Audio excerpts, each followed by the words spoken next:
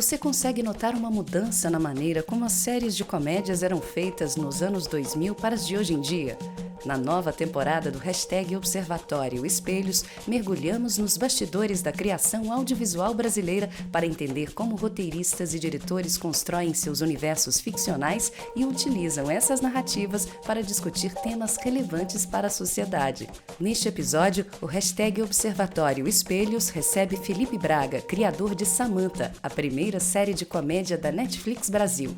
Ele nos contou como foi dialogar com públicos distintos a partir de referências clássicas da TV brasileira dos anos 1980 e de referências contemporâneas da internet. Além disso, comentou sobre como a ficção pode ajudar o público a refletir sobre questões sociais e de memória do país ao tratar dos desafios e oportunidades de adaptar uma história real em seu filme Marighella. Nós somos revolucionários que lutam pela liberdade do povo que foi roubada pelo golpe militar.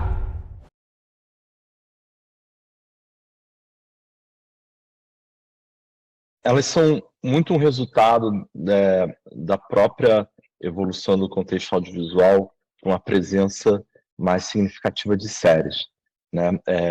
A gente começou como mercado a trabalhar predominantemente em filmes de início, né? E esse contexto de longas metragens ele evoluiu para o contexto de séries na produção independente, quando primeiro veio uma primeira leva de canais a cabo, né, em especial a HBO e os canais Turner, da Warner, depois, ali há uns 20 anos, mais ou menos, e depois uma segunda leva com a chegada das plataformas de streaming. Então, esse aterrissar no Brasil, na América Latina, desses grupos de televisão internacionais, grupos muito, muito impulsionados pela necessidade de fazer séries de TV, fez com que a própria natureza do profissional audiovisual se transformasse, se expandisse, né, desse modelo mais exclusivamente ligado ao profissional de produtor de longa-metragem para esse de série. E todo mundo que trabalha em série é quase que obrigatoriamente um profissional mais multidisciplinar, né? As séries, por se tornarem objetivos logísticos, gerenciais mais complexos do que um filme, que duram muito mais tempo, porque tem um volume maior de texto, um volume maior de profissionais, etc., fez com que essas posições posições criativas e de produção se aproximassem um pouco mais, né? Tem que fechar o olho. E aqui não dá pra ficar moscando não, parceiro. Em um segundo, toda a sua vida pode mudar. São 3 projetos que, ao mesmo tempo, têm o mesmo ponto de partida, que é a representação de um espírito do tempo jovem, contemporâneo, um pouco afastado da representação que tradicionalmente o Brasil consome, que é uma representação muito marcada pela TV Globo, né?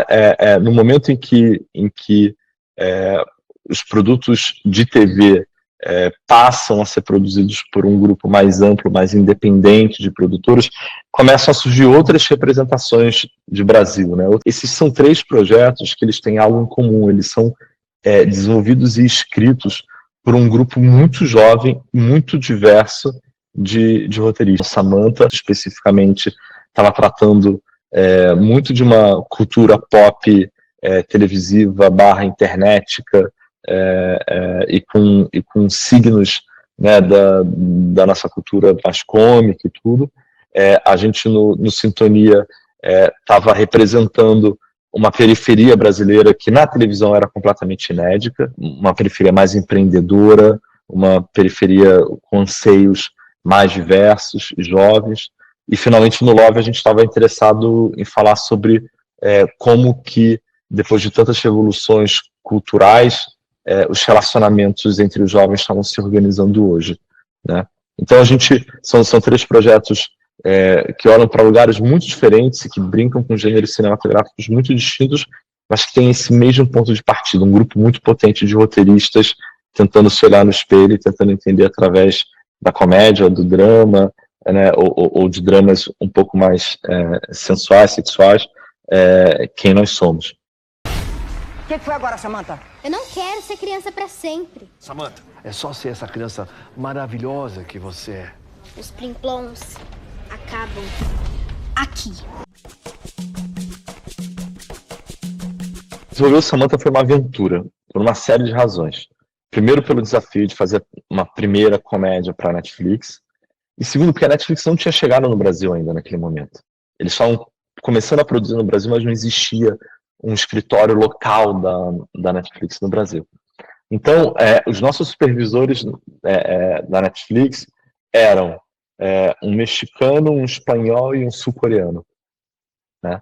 E foi muito legal a experiência, porque eles, obviamente, tinham consciência das distâncias culturais que existiam entre a gente, e eles, por isso, focaram muito no desafio de garantir que a gente tivesse um arco dramático rigoroso na série, que a gente estivesse contando a história de personagens que para além de, enfim, estarem vivendo coisas engraçadas e estarem em situações engraçadas e estarem contando piadas, fossem personagens que quisessem algo, que tivessem agência, que tivessem propósito, e que esses propósitos evoluíssem ao longo das temporadas, enfrentando conflitos, enfrentando antagonismos e tudo, né? Então, a gente tinha, naquele momento, uma noção muito, muito, muito viva de que a própria comédia, o próprio humor estava sendo transformado pela cultura online, né?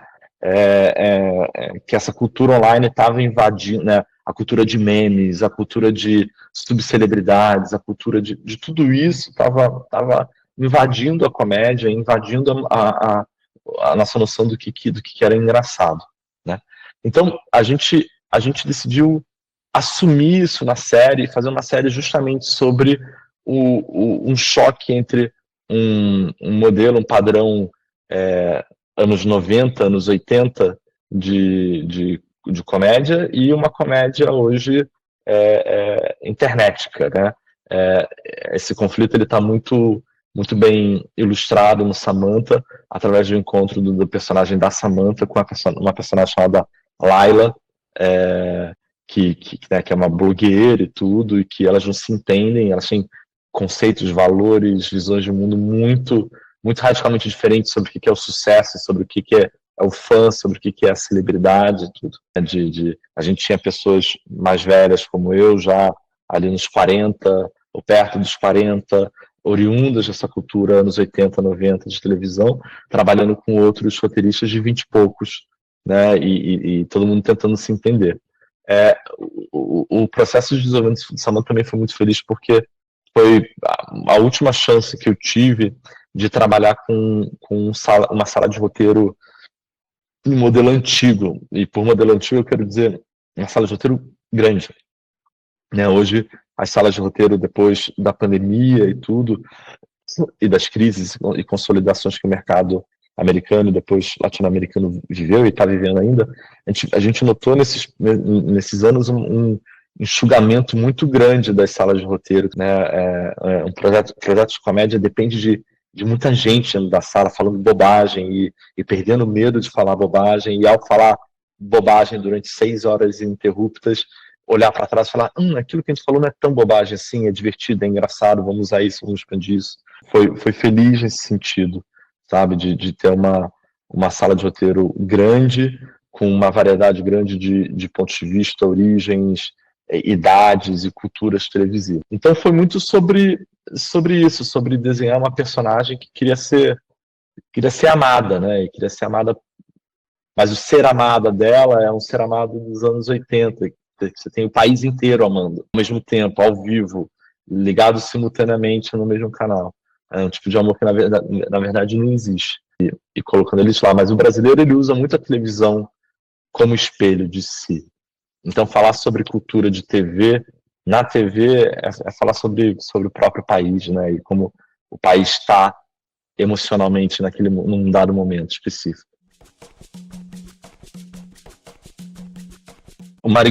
A adaptação do Marighella foi um desafio muito grande, pelas razões óbvias, primeiro, né, porque a gente estava lidando com um personagem enorme, com grande peso histórico. Tentei desde o primeiro dia, olhar pro Carlos Marighella como um personagem de filme, né? E sempre me perguntando pro Wagner Moura, diretor, o que esse personagem quer. Porque um personagem da vida real, ele obviamente, ele sempre vai ser mais complexo, mais multifacetado, mais cheio de camadas e cheio de contradições, né? O ser humano é marcado pelas contradições, e quando uma narrativa ficcional, seja ela na literatura, no cinema, na televisão, ela é complexa, quando ela é bem sucedida é porque ela conseguiu trazer um pouco dessa complexidade, um pouco dessas contradições, mas ela nunca vai conseguir dar conta da contradição humana, que é muito, muito mais subjetiva e complexa. Então, a gente tinha como ponto de partida, de outra maneira teria sido impossível essa empreitada, o livro de Mário Magalhães, que tinha acabado de ser lançado, no qual Mário Magalhães também define um personagem, né?